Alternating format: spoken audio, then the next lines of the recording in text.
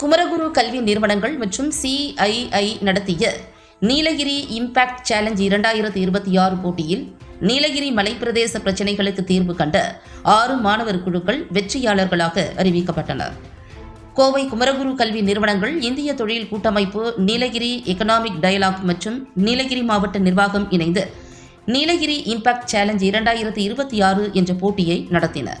நீலகிரி மாவட்டத்தின் சுற்றுச்சூழல் மற்றும் நிர்வாகம் சார்ந்த முக்கிய பிரச்சினைகளுக்கு தொழில்நுட்ப ரீதியான தீர்வு காணும் விதமாக நடைபெற்ற இந்த போட்டியில் நாடு முழுவதிலும் இருந்து 21 மாணவர் குழுக்கள் கலந்து கொண்டன.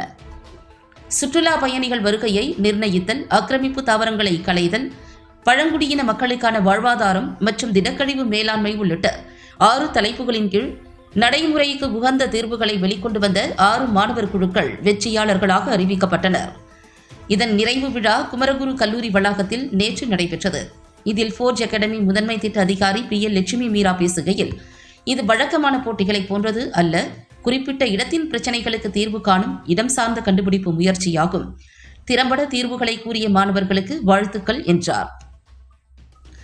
CII கோவை மண்டல தலைவரும் சால்சர் எலக்ட்ரானிக்ஸ் நிறுவனத்தின் இணை நிர்வாக இயக்குநருமான ராஜேஷ் துரைசாமி பேசுகையில், நீலகிரியின் மென்மையான சூழலியலை பாதுகாக்க நுண்ணிய மற்றும் சீரான கண்டுபிடிப்புகள் அவசியம். கல்வி நிறுவனம், மாவட்ட நிர்வாகம் மற்றும் தொழில்துறை ஆகிய மூன்றும் ஒன்றிணைந்து செயல்படும் போதுதான் உண்மையான மாற்றம் நிகழும். மாணவர்கள் பொறியாளர்களாக மட்டும் இருக்காமல் சமூக பிரச்சினைகளுக்கு தீர்வு காண்பவர்களாக மாற வேண்டும். உங்கள் கண்டுபிடிப்புகளை வெறும் முன்மாதிரியாக மட்டும் நிறுத்திக் கொள்ளாமல் அவற்றை ஸ்டார்ட் அப் நிறுவனங்களாக மாற்ற வேண்டும். கடந்த 3 ஆண்டுகளாக நீலகிரி எக்கனாமிக் டயலாக் முன்னெடுப்பை திறம்பட நடத்தி வரும் குமரகுரு கல்வி நிறுவனங்களின் தலைவர் சங்கர் வானவராயருக்கு வாழ்த்துக்கள் என்றார். இந்த நிகழ்ச்சியில் பல்வேறு கல்லூரிகளைச் சேர்ந்த மாணவர்கள், பேராசிரியர்கள் மற்றும் சூழலியல் ஆர்வலர்கள் கலந்து கொண்டனர்.